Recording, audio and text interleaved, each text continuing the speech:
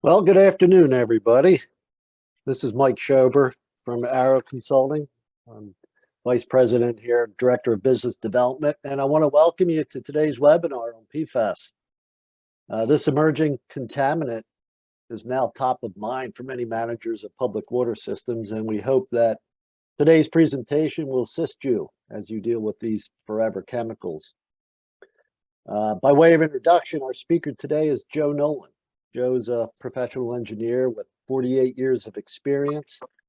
He has extensive water and wastewater experience, including studies evaluating alternative water and wastewater facilities, design of treatment plants, hydraulic evaluations of water systems, treatment systems for municipal wells and water supply to remove VOCs, as well as PFAS and other regulated contaminants. Joe holds a BS in civil engineering from Villanova University. Go Cats. Also joining us today is Mike McCree. Mike is a professional engineer with 36 years of experience in the design, permitting, construction management, and operations of drinking water and municipal wastewater treatment facilities.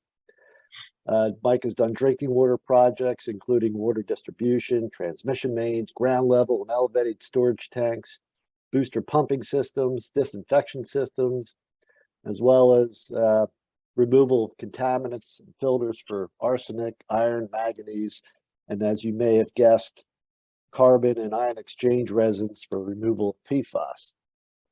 Mike has served as a lieutenant in the United States Navy. He holds a BS in civil engineering from Tulane University and a master's in civil engineering from Rutgers. I'll ask everybody to mute yourselves if you haven't already. And Joe, the stage is all yours. Thank you, Mike.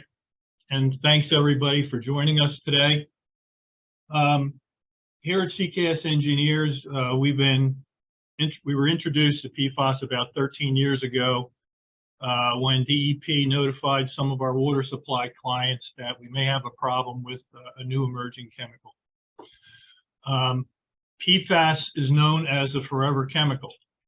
It's known for that because it does not break down naturally in nature, and it also does not break down in the human body. It is cumulative. So the PFAS that you ingested when you were a young person is still in your body today. And that's the biggest concern with these chemicals. What is PFOS? It's per and polyfluoroalkyl substances, which is a large group of manufactured chemical substances, which has been used in consumer products since the 1940s. Two of the many PFOS compounds that are the primary focus of study and regulation today are PFOS, which is perfluorooctane sulfonate, and PFAS, which is perfluorooctanic acid. We'll just call them by PFOS and PFOA. Now, what is the problem with this chemical, or these chemicals? Well, they potentially can cause kidney and testicular cancer, high blood pressure, high cholesterol, and affect unborn babies by incurring lower infant birth weight rates and in decreasing the response and effectiveness of vaccines in children. We get PFOS into our bodies through cooking utensils, products that contain PFOS, PFOS contaminated food and water, and PFOS in air and dust. These are consumer products that you probably all use daily containing PFOS. Stain and water resistant treatments, non-stick cookware, waterproof apparel, it's great for waterproofing coats, cleaning products, firefighting foam, takeout containers, and carpet and tiles. That stain-resistant carpet that you use in your house could possibly contain PFAS. That egg you used to eat when your mom cooked it on a Sunday morning in a Teflon pan was a primary source of PFAS. Teflon was one of those miracle products that everybody used, and now we found out that it contained PFAS chemicals.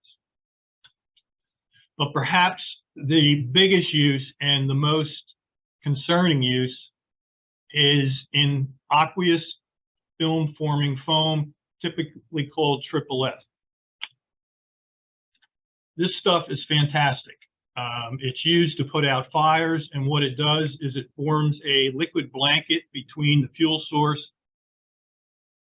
and the flame, thereby extinguishing the fire by eliminating the oxygen source.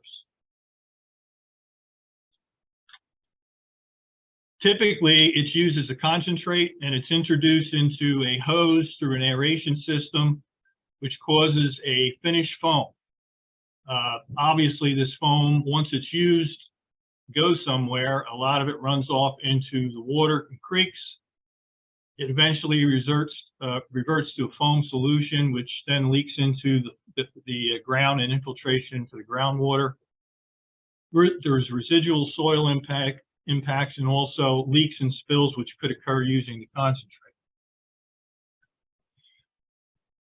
This is so effective that the United States military adopted the use of this foam at all of its military bases across the United States.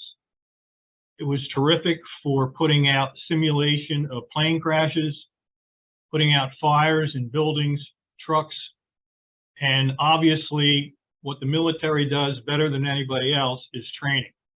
So PFOS was used during training exercises, during all kinds of simulations, specifically plane crashes.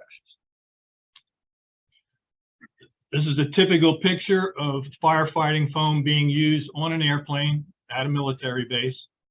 And this is typical of what was done. Planes were set on fire to simulate a crash and then put out.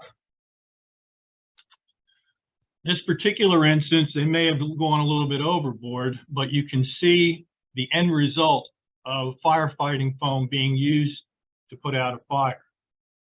Now, what happens to this foam once the fire is out? Well, typically what they would do is take fire hoses and rinse it away into the storm drain, into the creek, or the sanitary sewer system.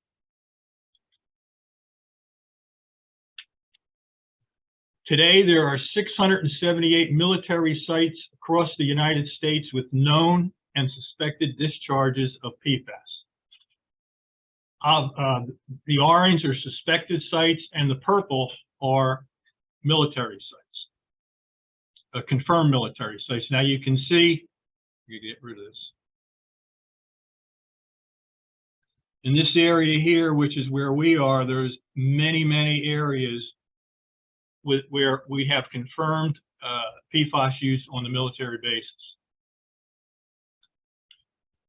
In our specific area, our office is located in Doylestown, Pennsylvania, but here in Warminster, Pennsylvania, Warrington, Willow Grove, you may know the area, the Turnpike is down here.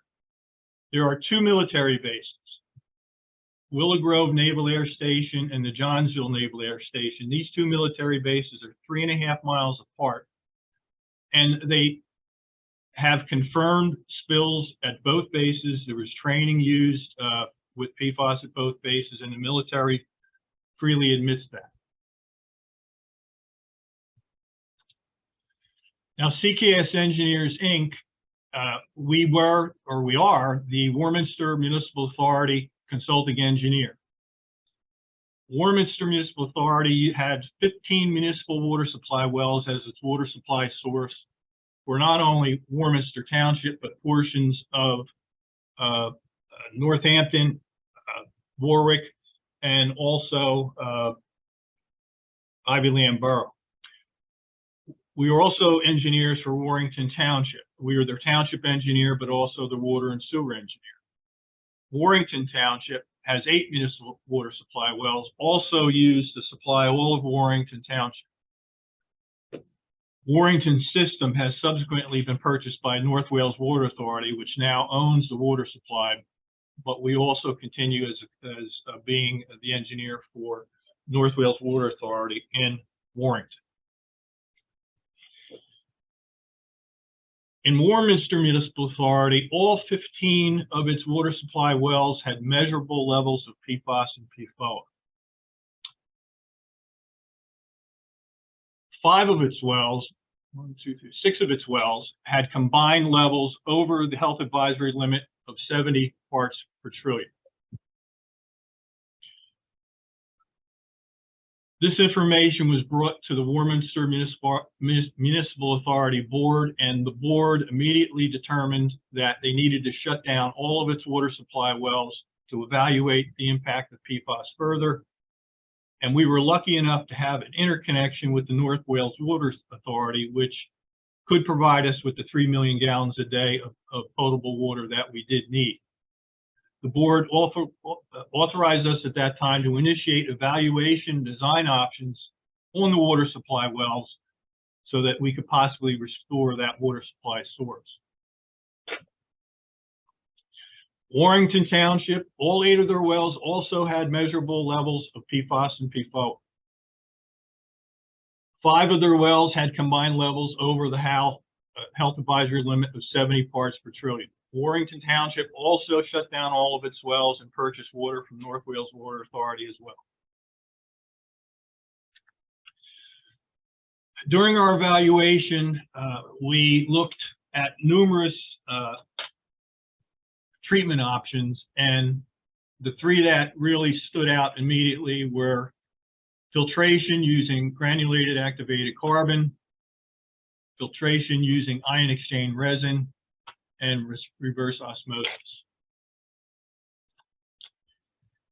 We were a little bit in the dark, as everybody probably was when this first came around, but we were lucky enough to have resources in our immediate area that were already familiar with PFAS and including treatment of PFAS. Altair Equipment, which is actually located in Warminster, Pennsylvania, designs treatment systems for industrial users, and they did treat PFAS chemicals in the past. We worked with TIG, which is a supplier of water supply systems, pressure vessel systems. They were also in Pennsylvania, and they were a valuable source in the beginning when we first tried to get our hands around this problem. Purolite, they're also in this area in King of Prussia. Purolite was the first on the block to propose resin as treatment for PFAS and PFOA. Purolite actually used one of Warminster's wells, well 26, as pilot testing for the resin. And it was a good cooperative effort, and we have been using Purolite resin when we could as a result of their development and findings. And we also, obviously, Calgon Carbon Corporation is also a good resource. And again, all of these were local to Pennsylvania, and we had great assistance with all of these companies. Altair Equipment, which I did mention, they already had industrial experience with PFAS removal.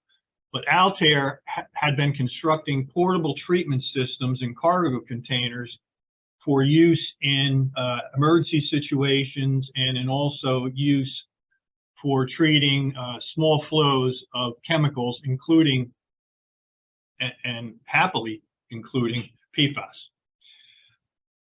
Altair immediately provided these type of units for use on some of our wells for testing purposes. They performed the installation and operational services on these systems, and they also did all of the filter media changeouts on the systems, and they continue to do that today for the Warminster Municipal Authority treatment systems. Obviously, when you're dealing with drinking water, you need to deal with Pennsylvania DEP. So any treatment system that we put on the wells, we needed to get permits. DEP at that point had no criteria for PFAS treatment. So they required us to design all of our treatment systems in accordance with following their filtration guidelines that they already had in the books, and they would not initially allow us to use ion exchange resin as medium. So all of our initial designs were based on using GAC and designed in accordance with the current DEP regulations for filtration. Big question you're probably asking at this point, who is paying for all of this? Well, for Warminster Municipal Authority, U.S. Navy agreed to pay and has paid for the design, construction, and for the design construction of the treatment systems for all wells that had the health advisory level above 70 parts per trillion. They're also continuing to pay for the maintenance of the treatment systems, including the costs associated with the filter media changeouts. For Warrington Township, the Air National Guard is paying for and has paid for the design, construction of treatment systems for their wells that were above 70 parts per trillion. They also continue with the maintenance as well. But obviously, most of the wells in Warminster were below the 70 parts per trillion, and no one was coming forward and saying, you know, we'll pay for this. So the authority has kept those wells offline for the time being until either a funding source is found or the design treatment criteria changes, which we'll get into that. I'll just give you an indication of how we proceeded with one of our wells. Well 10 in Warminster was the first well that we actually put a treatment system on. Capacity of this well is 350 gallons a minute, which is one of the major suppliers of water for the Warminster Municipal Authority. The raw water PFOS levels were, that should be, you know, PFOS was 193, PFOS was 89. The total combined limit, or total combined, was 282 parts per trillion. Warminster wanted us to design a treatment system to a non-detect level, which we did. Other situations and problems that we did encounter initially were with the local municipality. We needed to build buildings with high ceilings. We needed to build buildings on existing small well sites. So we did have to go through zoning hearing board issues and through land development with the township. So these were certain things that we needed to do in Warminster, but we did not need to do in Warrington. So the local municipality really dictate what they need in conjunction with building of these new treatment systems and buildings. In starting the design, there's several considerations that we had to look at. Number one, acceptable location. Most of the wells are on small lots within developed areas. Soils. This is critical due to the weight of the vessels. A fully charged vessel can weigh upwards of 40,000 pounds. So you really need good soils and you need a good foundation. So soils testing and structural engineering is a critical part of the design. You needed a source of backwash and media rinse water. What we did in most cases, we utilized the well pump for this. Disposal of backwash rinse water. The most ideal situation, which we were lucky enough in Warminster, is we generally had a sewer in the immediate area, and we were able to just run a sewer lateral from the well house into a sewer to dispose of the backwash water. Level of treatment, as I said, the health advisory level is 70 parts per trillion, but all of our clients said they wanted non-detect. Placement of the system. Are you going to put it inside a building or outside? In our case, all of our systems were installed within a new building addition that we build onto the existing well house. You should consider desirability for expansion. Is the criteria ever going to change again? Is there any potential for needing to add another vessel at some point? In our cases, we did allow that. In all of our buildings, we allowed the space where we could add a third vessel if we needed to. And the last is the vessel material. Most of the vessels you will see will be painted carbon, which is fine. In our case, Warminster wanted to go with stainless steel. That was a good situation and a good solution for them. And the Navy was well willing to pay for use of stainless steel vessels. This is a layout of well 10. 2 vessels, in this case, stainless steel, 84 inches in diameter, 7 feet, and it's approximately 15 feet high. Obviously, we had to have a building with a height big enough to not only house the vessels, but to allow access for changing out of filter material. It's a pretty simple system.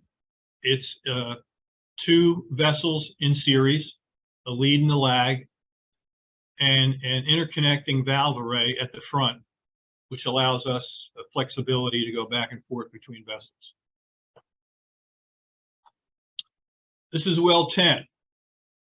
The brick building in the front was the existing well house. The split face block building in the back is the building that we constructed to house the treatment system.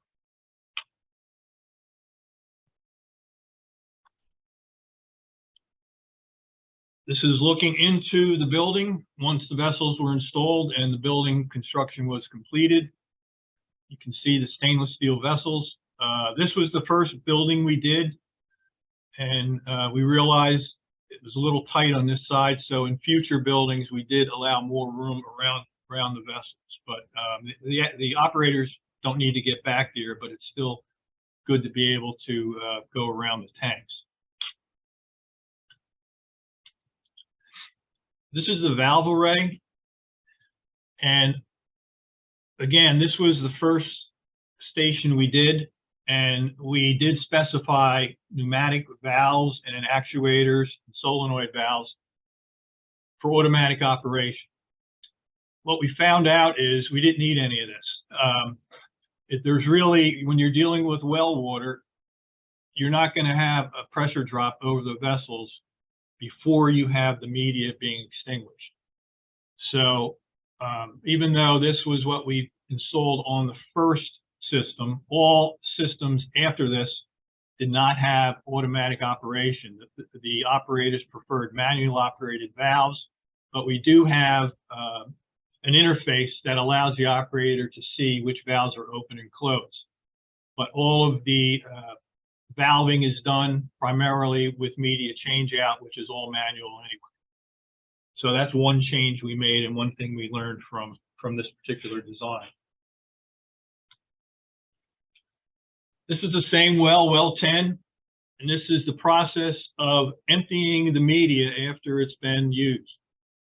You can see the super sacks in the front of the building, and this machine is Altair owns this machine, and they bring this machine and they empty by suction the media, put it into super sacks for disposal, and then they will install new media in its place.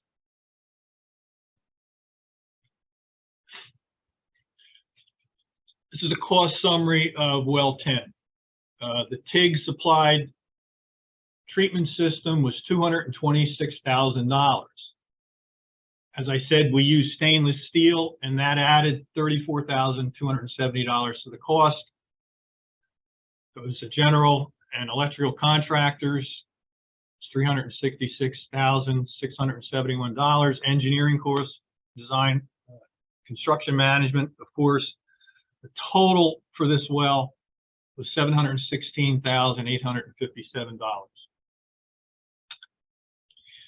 This treatment system was put into service in July of 2016. We had breakthrough in the first vessel in December of 2016.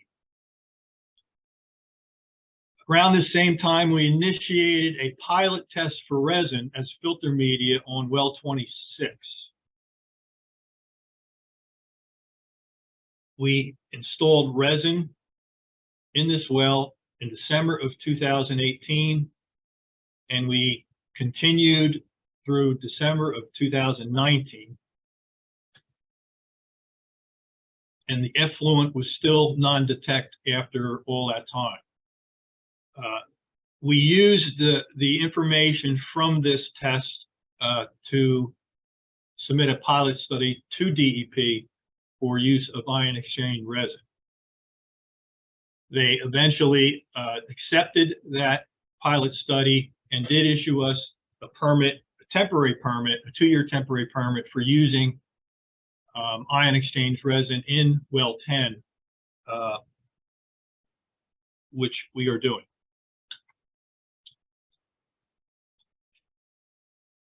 In addition to treating water supply, we were contacted by the Horsham Air National Guard and asked, the Warminster Municipal Authority was contacted by the Horsham Air National Guard and were asked if the authority could assist them in the PFAS problem they were having on the base.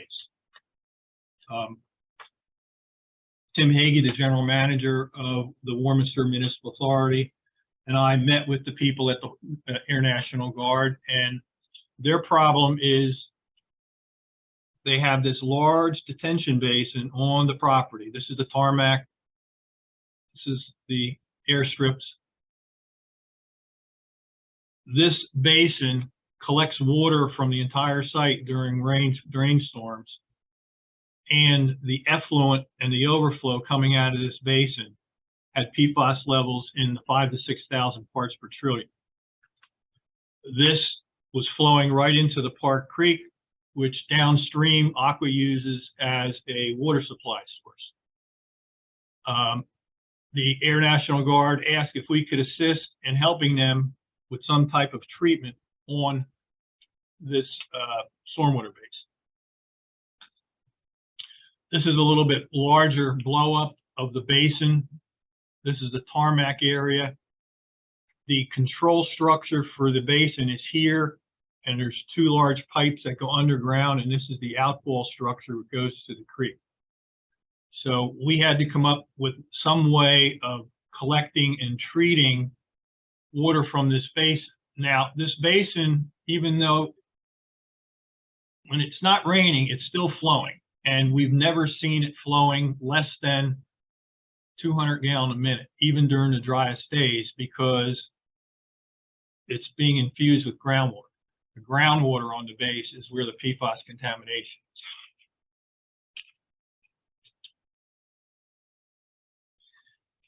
In order to quickly help the Air National Guard, Altair brought their temporary treatment units on site. Each of these units is capable of treating about 65 gallons a minute. What we did was that outfall structure, we weird this up, created a stilling well down here, and we withdrew flow from that area and went through the treatment system and then discharged out.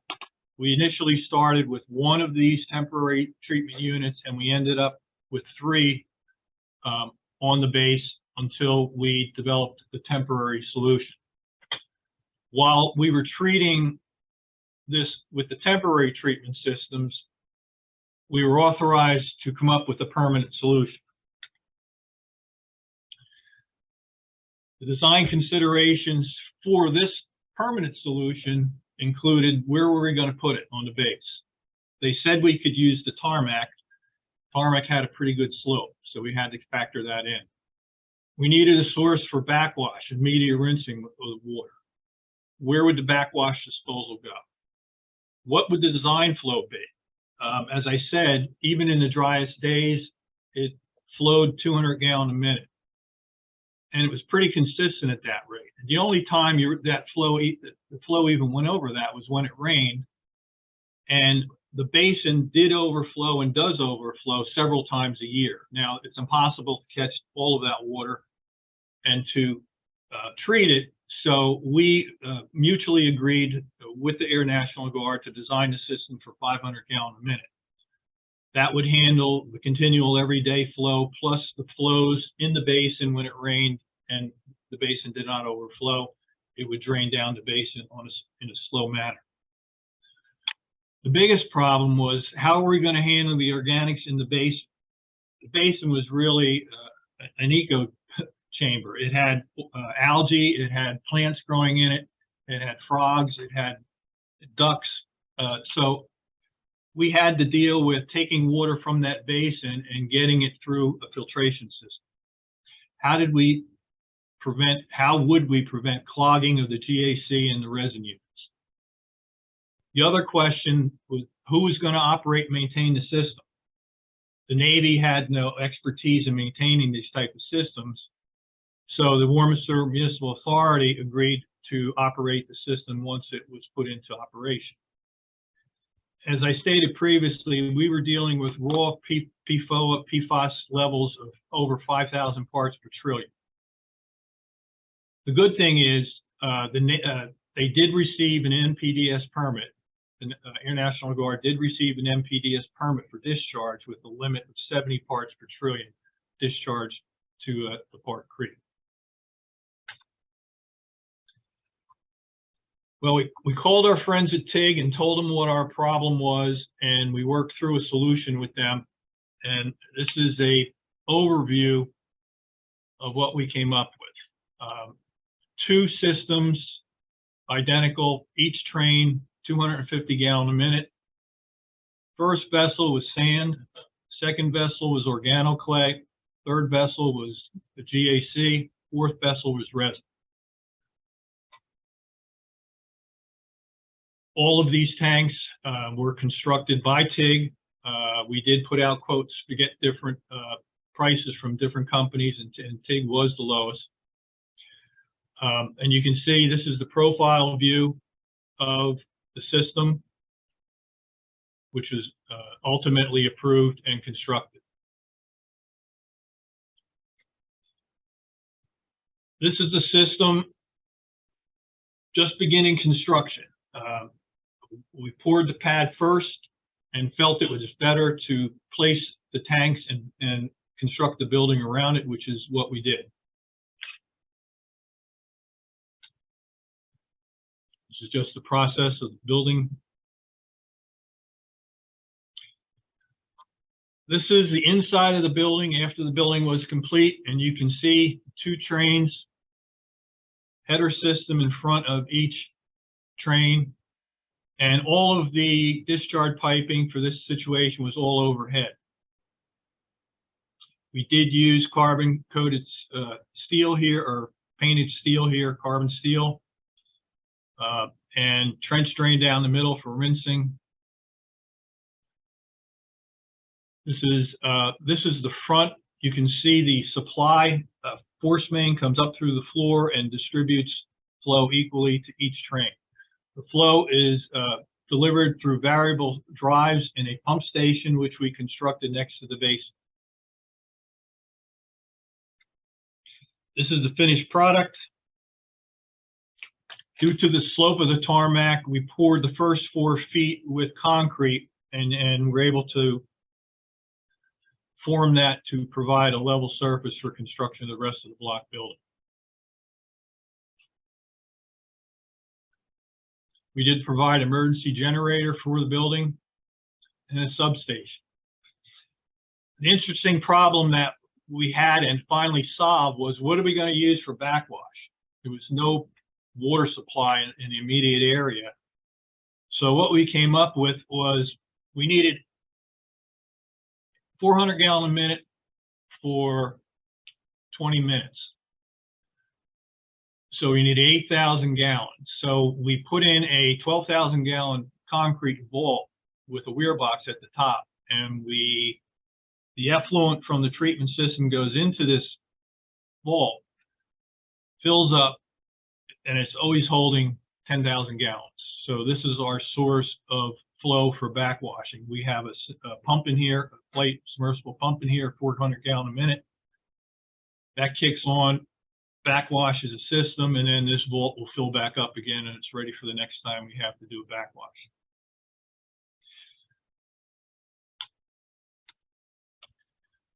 This is a look towards the building. This is the pump station that we had to construct.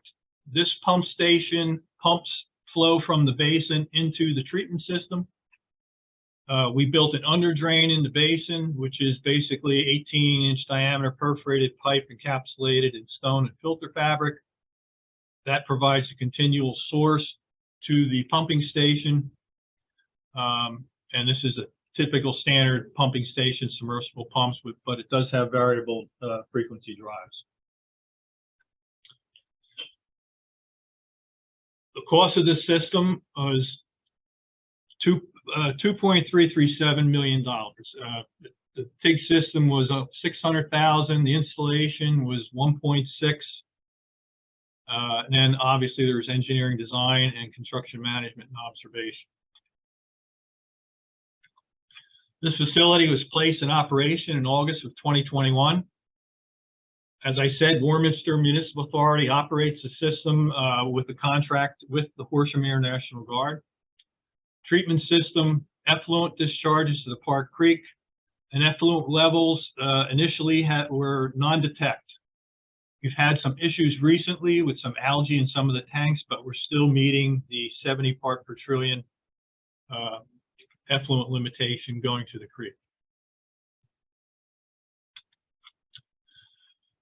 In summary, CKS Engineers has 9 treatment systems constructed and in operation for 12 water supply wells. We actually have final design and permitting for 2 wells. We're waiting for funding sources to determine who's going to, how to construct those. The Navy is saying the contamination was caused by the Air National Guard. Air National Guard saying the contamination was caused by the Navy.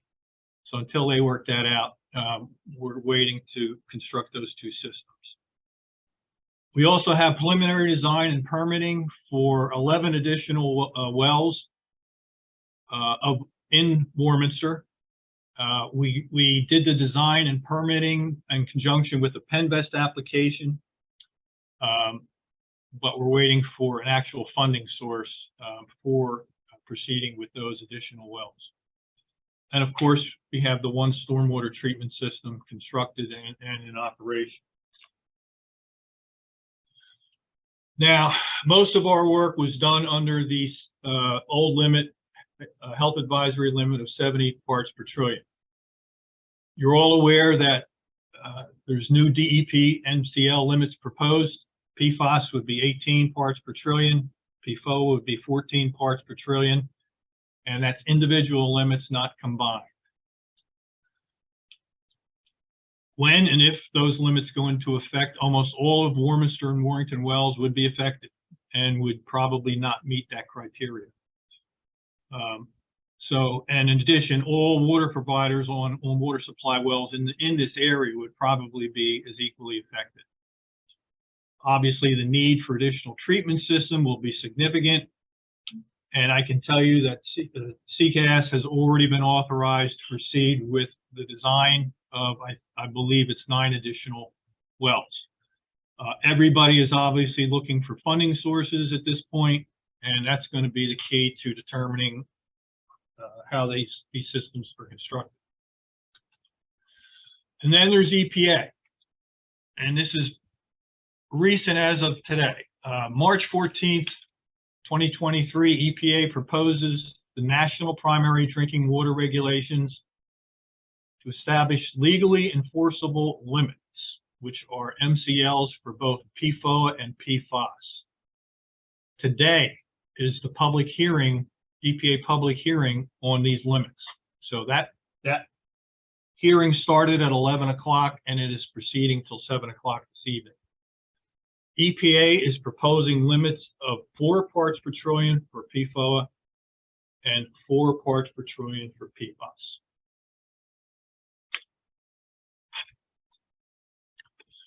That's my presentation, everyone. I'd be happy to answer any questions. CKS is now a part of ARRO, and we're an ARRO company, and we partner with ARRO and working with ARRO throughout Pennsylvania and in some parts of Maryland at this point, proceeding with working on PFAS treatment systems. So we have a good background. We're eager to help, and I think we have a good head start on a lot of these systems and a lot of this technology. So I'm happy to answer any questions. Mike has also been involved with designing numerous treatment systems as well. Mike and I are probably the ones that do all of the design on the PFAS systems. So we'd be happy to answer any questions anybody might have at this point. Hey, Joe. Yes. Ed Overberger here. The new limits that are being proposed by the EPA, how would that have affected the cost of the treatment, I mean, if you can, how would that have affected the cost of the treatment systems that you've already designed and installed with these new, what I understand are extremely rigid limits? Well, it wouldn't necessarily change any of the designs. Really, the non-detect or the 4 is almost non-detect.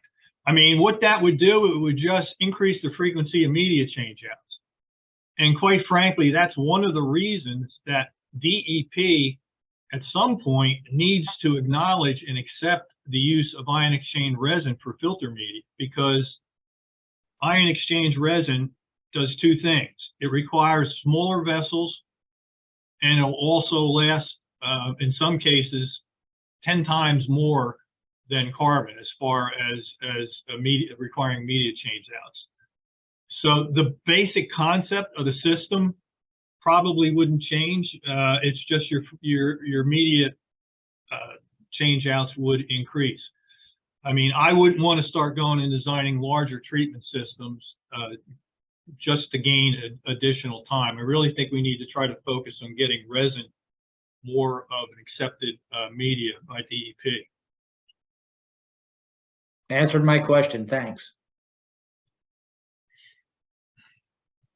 So there's 2 questions in the chat about backwash flows. Okay. So basically for the GAC systems, they're not needed to be backwashed very frequently. It's just typically when new GAC is installed. Yes. And then, the backwash water would not have any significant level of PFOS in it. The PFOS, once it's attached to the GAC, remains attached to the GAC. So it's not as though when you go to backwash that you then send all these PFOS that you trapped out into the sewer. So hopefully that answers that question.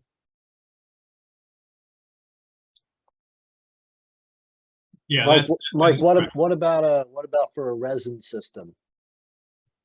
Resin systems, you really don't want to backwash. They are, the guidance is not to backwash them, to keep them bedded in a way so that they are filling from top to bottom, so to speak. So you don't want to mix the bed on a regular basis. You do have to wash the resin initially when you put it in.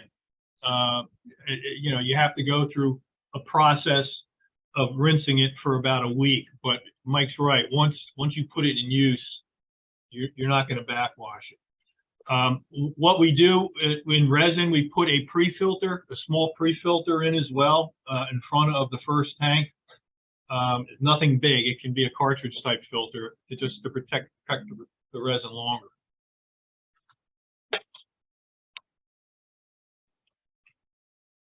And then both the resin and GAC, when they are finally fully used and expended, they have to be disposed of by incineration. So they're not, that's the usual final fate of the media.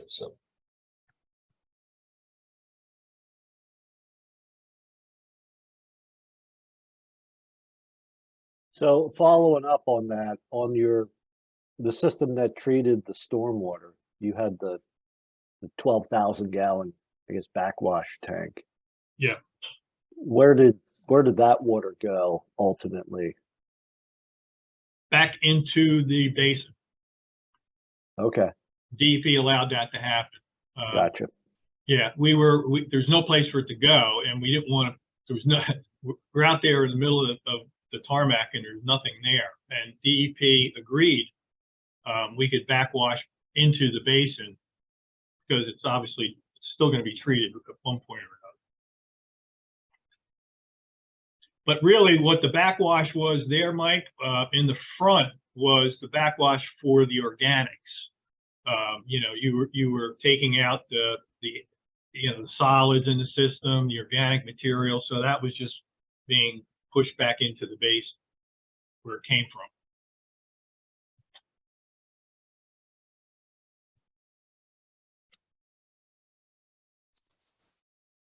Great. Well, appreciate it, Joe. Mike, last chance for questions, anybody? We certainly appreciate your attention today and thank Joe and thank Mike for their work on this. Have a good day, everybody. You're welcome. Thank you, Mike.